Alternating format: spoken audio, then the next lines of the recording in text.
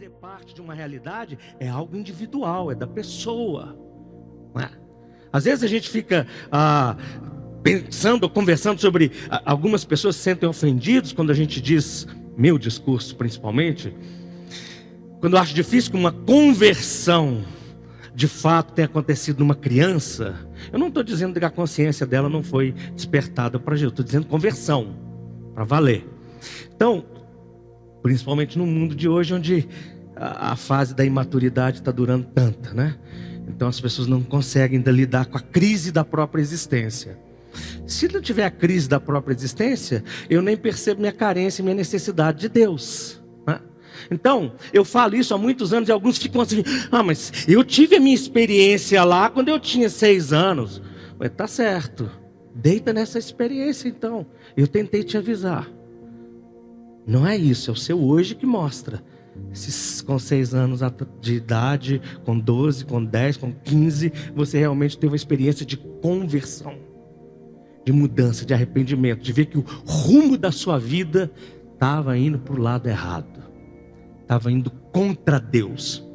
Não é papai, mamãe ensinaram e temos que ensinar, é isso mesmo, é a palavra de Deus, todo mundo precisa aprender, mas tem que entender o seguinte: nasceu pecador, segue direto o próprio rumo e vai para o inferno, não é? A menos que seja salvo por Jesus e descubra que precisa da realidade de Jesus. Então o que tem isso? A gente está falando com um processo de responsabilidade que é a nossa fé. E produzir fruto não é então uma coisa que acontece automaticamente. Nós temos uma opção nisso. E a nossa opção é obedecer ou não obedecer. Porque a gente acostuma muito com o texto bíblico, né?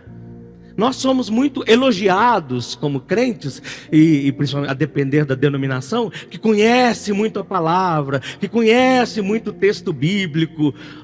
Honestamente, já passou essa fase, gente. Essa fase já passou. Essa fase já morreu aí. Tá nas pesquisas públicas do Ibope Celestial, né? Essa fase já passou.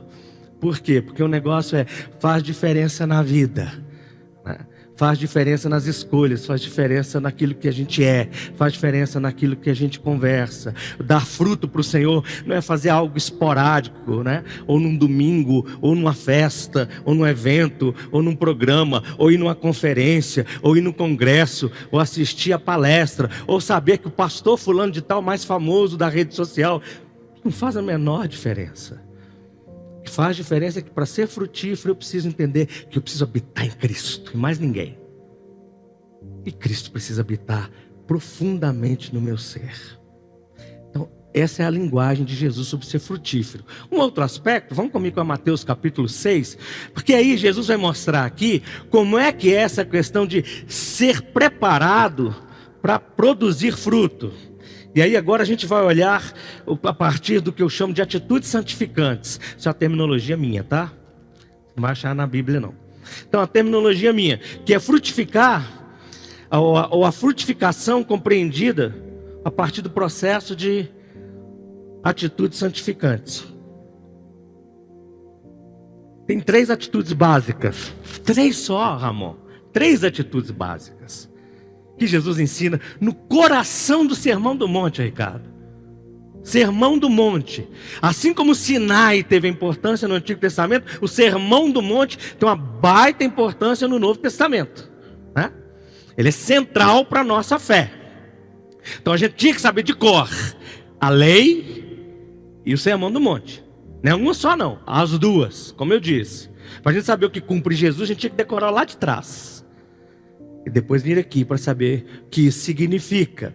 Mas no coração do Sermão do Monte, Mateus capítulo 6 começa falando assim: evitem praticar as suas obras de justiça ou de retidão diante dos outros, para serem vistos por eles, porque sendo assim, vocês já não terão nenhuma recompensa junto do Pai de vocês que está nos céus. Aí ele fala sobre 3 atitudes básicas, que eu estou chamando de atitudes santificantes, que é preparando esse terreno para produzir frutos. Versículo 2, ele diz assim: quando pois você, o quê?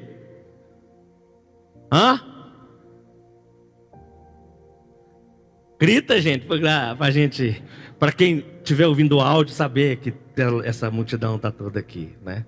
Quando você der esmola, Depois no versículo 5, e quando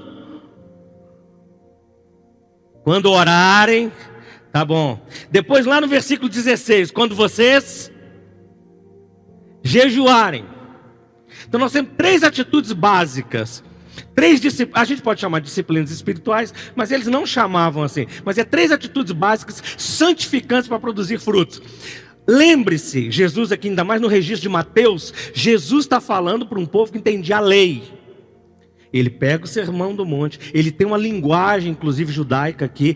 Portanto, ele está trazendo a partir de uma prática judaica, e ele está explicando isso, a prática agora, se cumprindo nele, e ao mesmo tempo, como deve ser observada. Hora nenhuma, Jesus fala assim: parem de dar esmolas, para de orar, ou para de jejuar.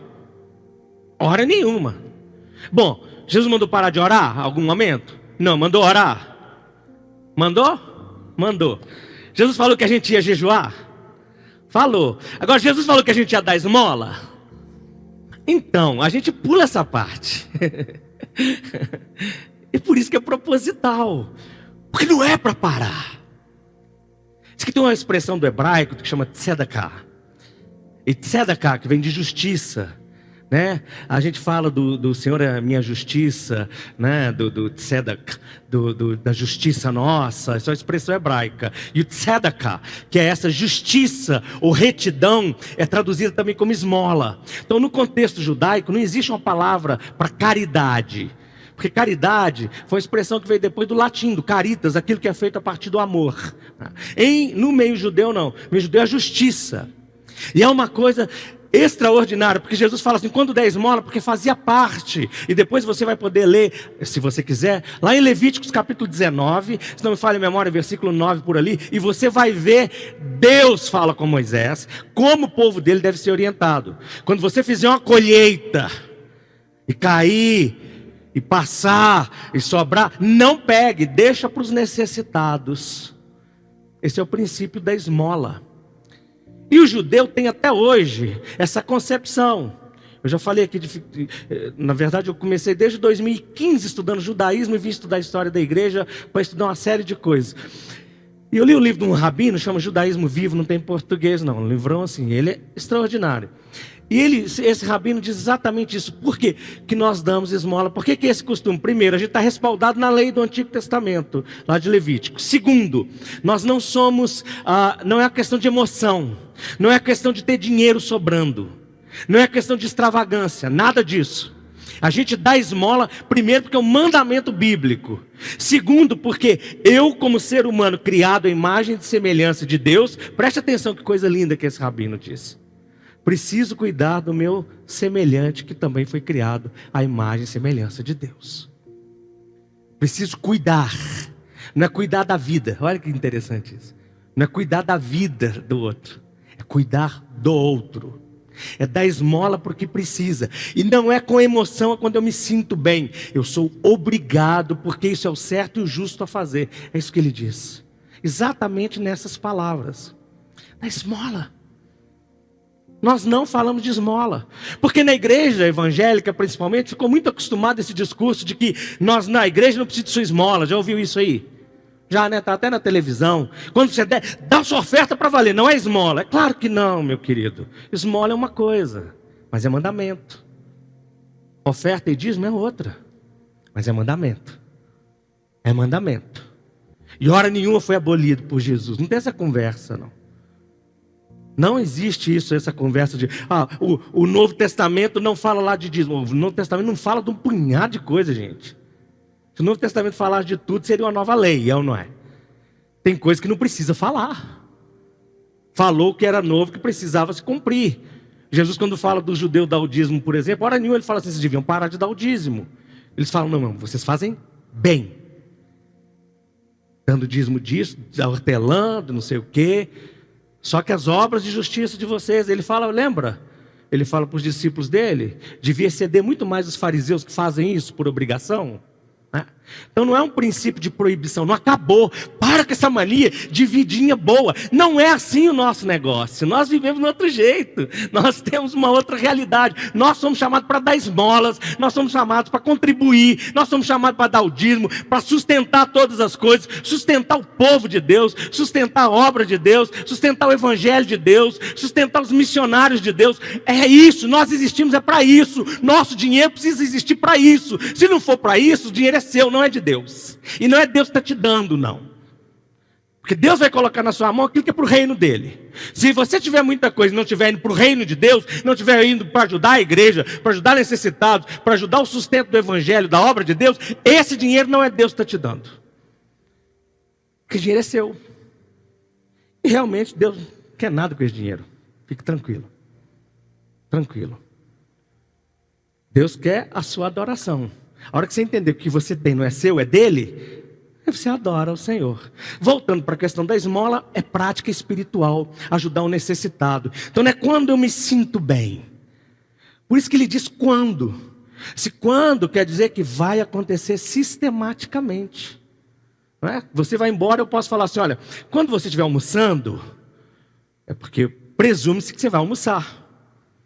Claro, você vai falar assim, não, eu estou jejuando hoje. Amanhã você almoça, poxa vida. Aí você fala assim, você não sabe, lá em casa hoje não tem comida. Fala com o diácono. Né? Fala com alguém da igreja e vai para casa de um irmão ou irmã. Amém? Ué. Renuncia, quebra esse orgulho e passa por cima e fala, eu preciso de comer hoje, né? Mas quando você estiver almoçando, presume-se que você vai almoçar. Quando você estiver tomando um copo com água, presume-se que você vai tomar água. Quando você der esmola, presume-se que você vai dar esmola. Porque faz parte de um princípio espiritual. Faz parte, presta atenção, da nossa santificação. E nós não pensamos assim. Porque nós achamos que esmola é coisa de católico, espírito, por causa de obras. Não. Talvez os católicos e espíritos estão observando o que era para a gente observar. Esse é o princípio de Deus, para frutificar. Segundo, vamos falar de oração, porque aí tem oração também. Ele fala, quando vocês orarem, como é que era a prática de oração dos judeus lá atrás e como é que é até hoje? Bom, olha que interessante também, para preparar esse terreno santificante do nosso coração, para preparar com obras e com atitudes santificantes. Os judeus oravam pelo menos, e oram a maioria, em 3 momentos por dia que eles têm o culto deles. Há uma tradição cristã que também observa a liturgia das horas, que são 3 vezes por dia. No meio judaico é chamado de Mariv, que é a oração da noite, logo depois que o sol se põe, Mariv. Logo depois que o sol se põe, eles oram. Ora a oração de gratidão, a oração de louvor, do salmo, e aí vai. Depois tem a Shaharit. Shaharit, que é a oração da tarde, da manhã, porque o dia para todo judeu, e na Bíblia era assim, o dia começa quando o sol se põe. Na nossa cultura que é diferente, né? Para nós o dia acaba quando o sol se põe. Mas no tempo bíblico o dia começava quando o sol, principalmente para os judeus, quando o sol se põe. Então esse é o Ma'ariv. Na manhã tinha a prática da oração, que era essa segunda que eu te disse aí, o Shaharit, que é a oração da manhã. E tem o Mincha, que é a oração da tarde. 3 vezes por dia, de orar, de observar os salmos, de orar ao Senhor, de dar graças a Deus, todo tipo de oração, para lembrar o tempo inteiro que Deus é Senhor da vida, que Deus é o Senhor do dia, que Deus é o Senhor da semana, que Deus é o Senhor da família, que Deus é o Senhor do trabalho. Olha que riqueza espiritual. É ou não é?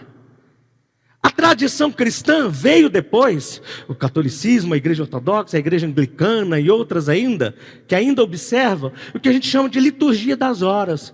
O que é a liturgia das horas? É a prática, a liturgia é o que a gente faz no nosso serviço de adoração a Deus, no nosso serviço de devoção a Deus. E eles tinham 3 momentos também, que é esse momento, primeiro o momento de manhã, que é chamado da laudes, que é o do louvor a Deus, né? Laudes é do louvor. Então no manhã, na parte da manhã, ou na metade da manhã, tem um tempo de oração e de louvor a Deus, que invoca o nome do Senhor e bendiz o nome do Senhor. Depois tem a oração que é chamada de oração das médias. A oração das médias é o que acontece no meio da tarde. período da tarde. Eu lembro quando eu era pequeno, e sempre a oração das médias era em latim no santuário. Era muito pequeno, muito novo, não pequeno, muito novo. Eu lembro que era aquela hora de ouvir o monsenhor orando pelo rádio e colocava lá o copo de água, nem tinha crente direito naquele lugar, e parava todo mundo, 3 horas da tarde, no meio da tarde, para ouvir aquela oração. E depois tem o que a gente chama de vésperas, que são as orações da noite, depois que o sol se põe. Isso é um princípio cristão. Então tem um princípio judaico e um princípio cristão. Para que serve isso? Você vai falar assim, isso é tradicional. É isso que está banalizando. É isso que está banalizando a nossa fé. Nós fomos ficando esse troço estranho, que não tem mais comunhão, que não tem mais reverência, que não tem uma oração pessoal. Isso aí é para a pessoa e para a família, de manhã, à tarde e à noite. Para quê? Para lembrar que Deus é o Senhor do dia. Agora presta atenção e seja prático comigo. Como ficaria o seu coração se você respeitasse isso todos os dias? Como ficaria seu comportamento em casa e no trabalho se você observasse isso todos os dias? Mudaria ou não mudaria? Ou a gente está brigando e fala assim, peraí que agora está na hora da oração, né? A gente acaba de orar, agora vamos brigar de novo.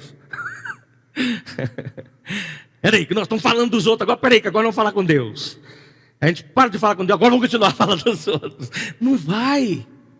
Aí a hora que a gente tenta reagir, aí você está lá no trabalho que você fala, só eu trabalho no pior trabalho do mundo. Todo mundo acha assim, né? Quase todo mundo. Desculpa, quase todo mundo. Mas a grande parte das pessoas pensa sempre que pode ter um trabalho melhor.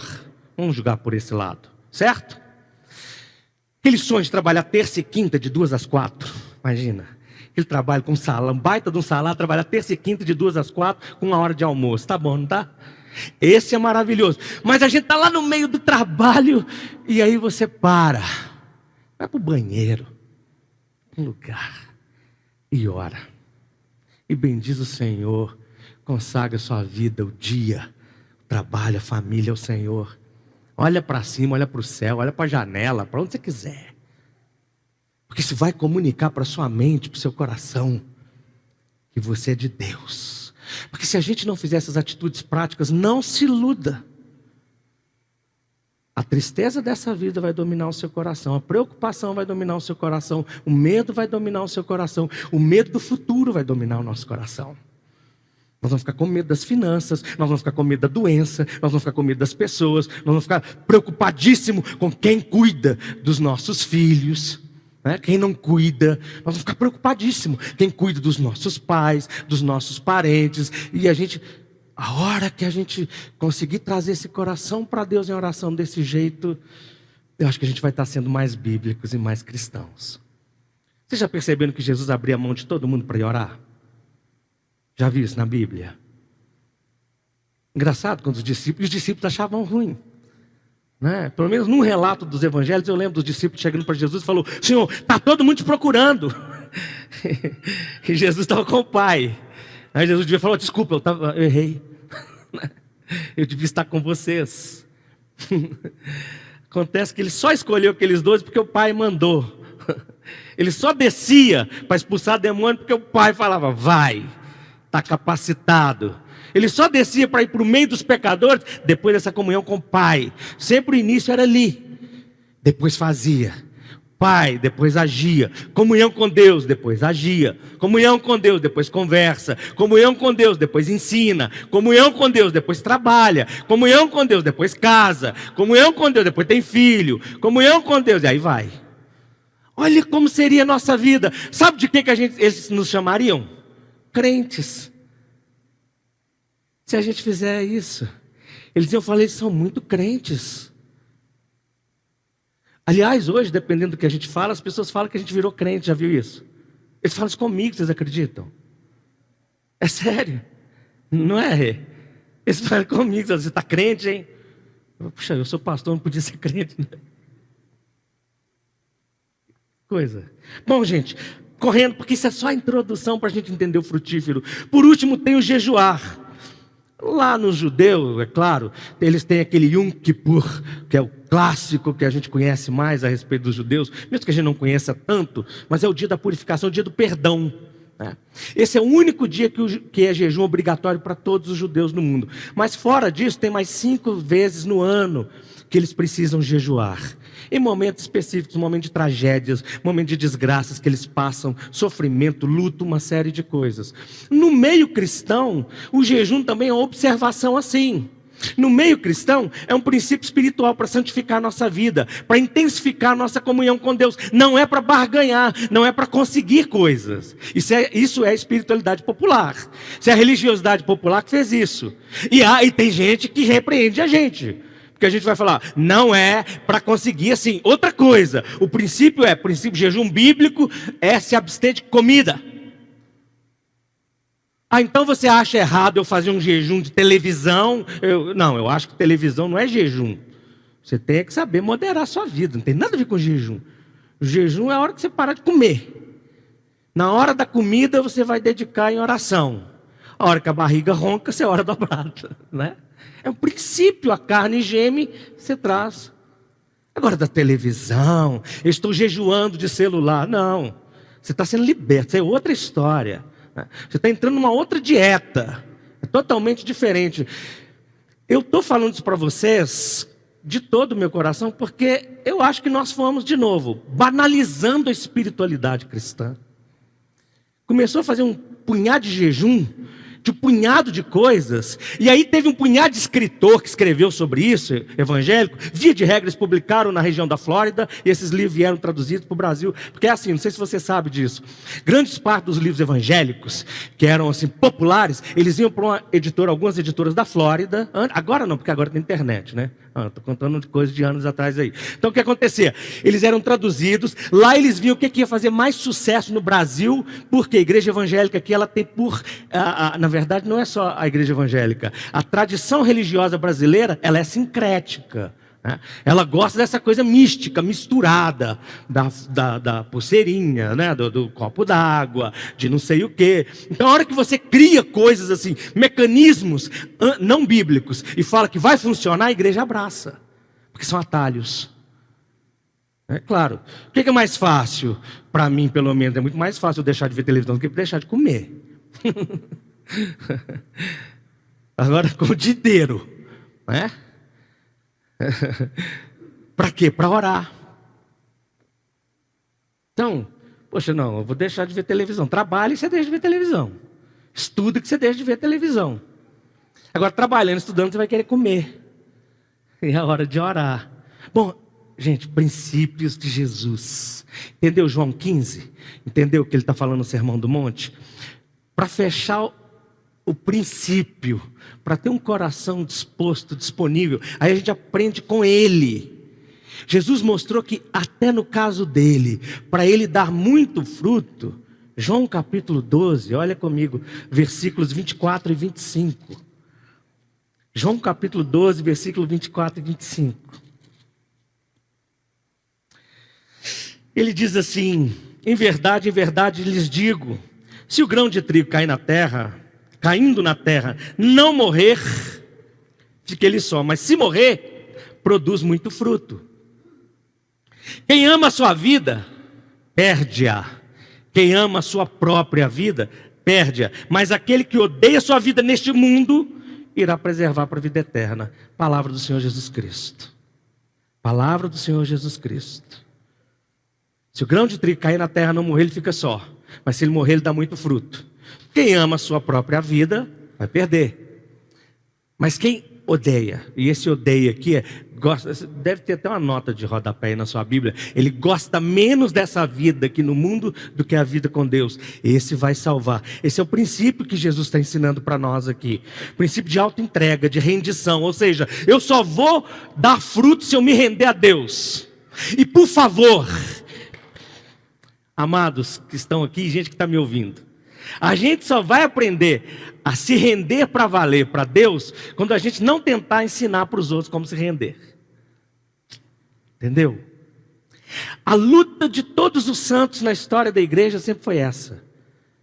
Lê as biografias dos homens que mais marcaram a história.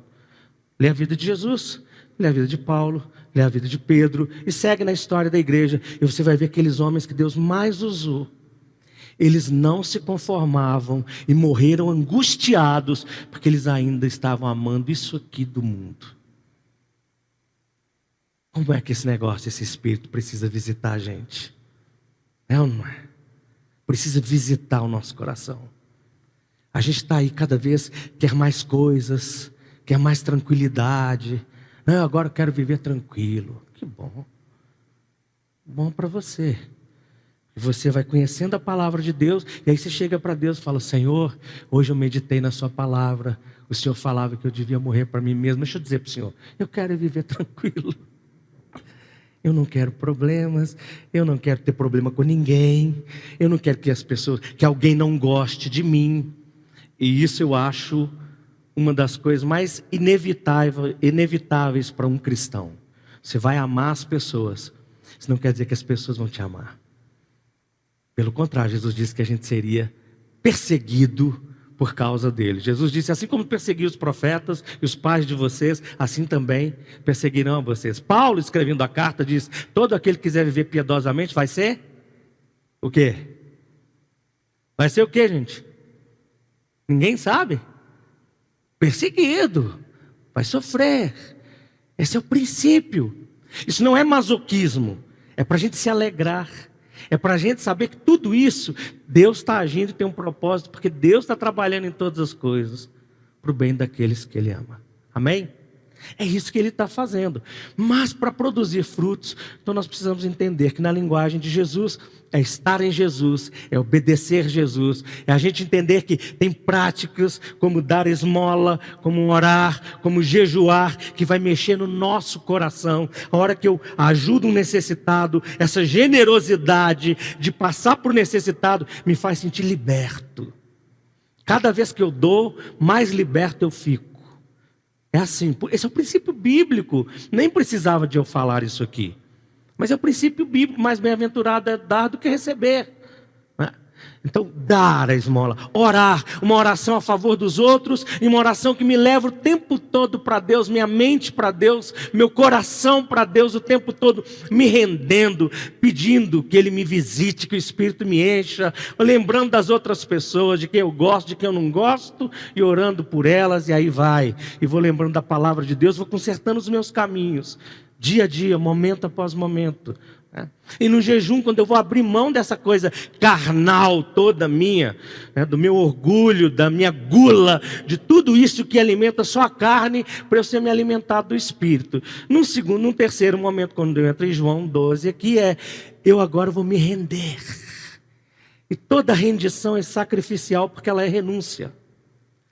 Toda rendição, ela é sacrificial, porque ela é renúncia.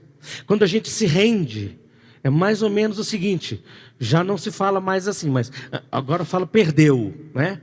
Mas lá nos tempos do Wilson, assim, por exemplo, antigamente, o pessoal chegava e falava assim: não é, Wilson, é um assalto, mãos para o alto, né? Mãos para o alto é rendição. É por isso que a gente levanta as mãos no louvor, quem gosta e quer, mas é porque é rendição, eu estou me rendendo. Ou, no mínimo, se você não quiser, estou me rendendo, eu estou mostrando pela fé as chagas de Cristo para Deus, né? E que Ele me aceite pelo sangue de Jesus. Então eu ergo as mãos nesse sentido. Mas a rendição é: perdeu, playboy. A rendição é: acabou. Não é mais seu. A vida não é mais sua. Você topa. Se a gente topar para passar por esse processo, nós vencemos as outras dificuldades e entramos no terreno de um coração que é frutífero e generoso. Aí eu vou entrar na pregação. Mas eu só vou citar os pontos, é óbvio, porque a nossa hora já foi. Então olha só, para você que está anotando, eu sei que tem gente anotando: coração frutífero e generoso. 3 características dele, e de fato ia ser só isso mesmo, gente, ia ser só citar mesmo. 3 características desse coração que ele é frutífero e generoso. Primeiro, obviamente, ele recebe e acolhe a semente da palavra de Deus. Recebe e acolhe a semente da palavra de Deus. Põe uma notinha aí de rodapé, uma explicaçãozinha. Que palavra de Deus, a expressão lá em Mateus capítulo 13, quando vai explicar as parábolas do reino, se quiser entender mais a parábola do semeador, Mateus capítulo 13, quando vai ensinar a parábola do semeador, ele diz assim: a semente é a palavra do reino. É logos te basileia. O que é logos te basileia? É a mensagem do reino de Deus. É a razão de ser do reino de Deus. Então isso é a vida que você abraçou. É muito mais do que um discurso. Atenção você que me escuta aí e me escuta em qualquer outro lugar, ou vai me ouvir. Palavra de Deus é Jesus Cristo vivo falando conosco.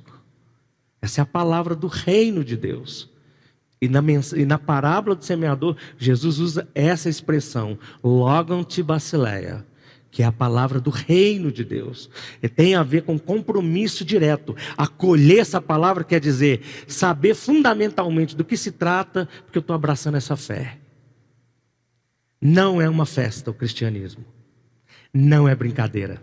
E desculpa o que eu vou dizer, não é legal. Não é uma coisa cool. Não é, o cristianismo não é. O cristianismo é uma vida contracultural no universo. Ele tem que estar abarrotado, encharcado de Jesus. Segundo característica desse coração, que é frutífero e generoso, é que ele cultiva o terreno para que a semente germine apropriadamente. Cultiva o terreno para que a semente germine, aí é germine mesmo, apropriadamente. É porque tem gente que fala casa germinada, é casa geminada, não é de gêmeos, não é isso? Casa, quando é casa, é geminada, quando é semente, é germinada. Pregação também é cultura. Então, qual a importância desse segundo ponto aqui? É só para você saber o seguinte: cultiva. Se cair na acomodação, você experimenta morte. E eu preciso pôr mais essa notinha de rodapé nesse ponto aqui. Acomodação espiritual é um problema sério que nós estamos vivendo hoje. Daí essas constatações. Seríssimo. É gente que não quer vir mais para a igreja, para o culto. Eu não estou falando com quem não pode, tá, gente? Vocês estão entendendo o que eu estou dizendo? Esquece aqui. Não fica assim, né? Tá? No geral, é gente que não se preocupa com a sacralidade da reunião, da palavra de Deus, da oração, da comunhão, da reverência da palavra de Deus. É acomodação. Então nós não temos, volta lá nas disciplinas que eu falei, nós não damos, nós não ajudamos, nós não oramos, nós não jejuamos, por quê? Tudo é graça. É determinismo, vai acontecer de qualquer jeito. Deus é soberano, vai acontecer de qualquer jeito, deixa rolar, deixa a vida me levar, é ou não é? Então, nesse aspecto, isso é inteiramente contra a Bíblia, que não tem esse determinismo na Bíblia, de jeito nenhum. Pelo contrário, tem responsabilidade. Cuida do seu coração, para que ele produza frutos agradáveis a Deus. Saia da acomodação, saia, você tem tempo para sair. Você tem tempo para ligar para alguém, para orar com alguém, para fazer um culto em casa, para orar em casa. Aí a gente não consegue, chama alguém para vir para sua casa. Vamos fazer alguma coisa, vamos tentar reagir. Terceira característica, então, para fechar, desse coração frutífero e generoso, é óbvio, que eu falei o tempo todo, é que ele frutifica abundantemente. Frutifica abundantemente. Isso quer dizer que ele é fruto de uma intensidade relacional. E eu preciso só esclarecer isso aqui. Intensidade relacional, em que aspecto? É a relação com a devoção, é a relação com a santificação, é a relação com a comunhão. Por quê? Porque você tem que saber que você não vai gerar frutos para o seu prazer. Está claro? Irmãos e irmãs, está claro? Você não vai gerar frutos para o seu prazer. Ou seja, em alguns momentos, o fruto da nossa fé vai doer em nós. Para a gente ser coerente com a nossa fé, algumas vezes vai doer muito. Vamos ter que chorar. Perdas, escolhas, opções, morte. É assim. Esse é o princípio. Então eu tenho que saber que frutificar é para o benefício do outro e para a glória de Deus. Benefício do outro e glória de Deus. Você fala, e eu? De mim cuida Deus. De mim já cuidou Deus. Por isso que eu abracei a palavra dele.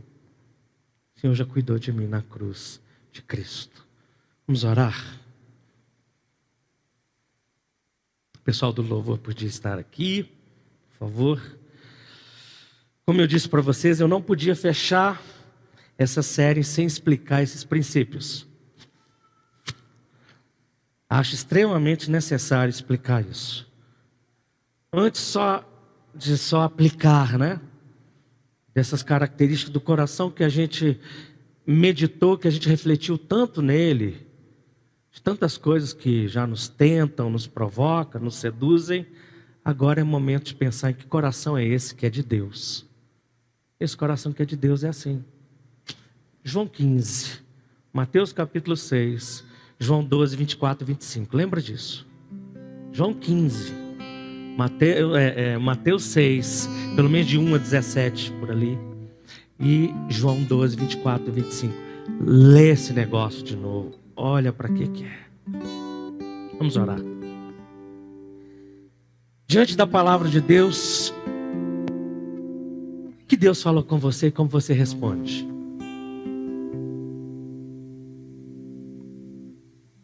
Você pode falar obrigado, Senhor. É bom que o Senhor me lembrou disso, mas eu já sabia. Ótimo. Você pode falar obrigado, Senhor, porque o Senhor me ensinou coisas que eu não sabia. Você pode falar desculpa, Senhor. Eu nem estava consciente que estava agindo de maneira tão errada.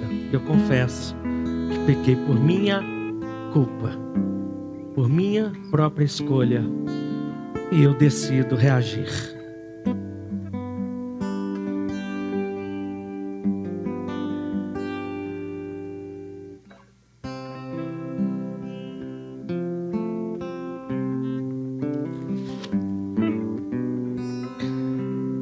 Nós oramos ao Senhor mais uma vez, nosso Deus, o Deus que é invocado nesse lugar, mas que não é por causa da nossa invocação, é por causa da sua grande misericórdia, fidelidade e graça. Obrigado porque nós sabemos que aqui não tem bando de loucos. Nós estamos reunidos com o Senhor que está mais vivo do que nós, muito mais vivo. O Senhor que existe de eternidade a eternidade. Nós que somos esses seres criados, finitos, limitados, a gente está aqui nesse momento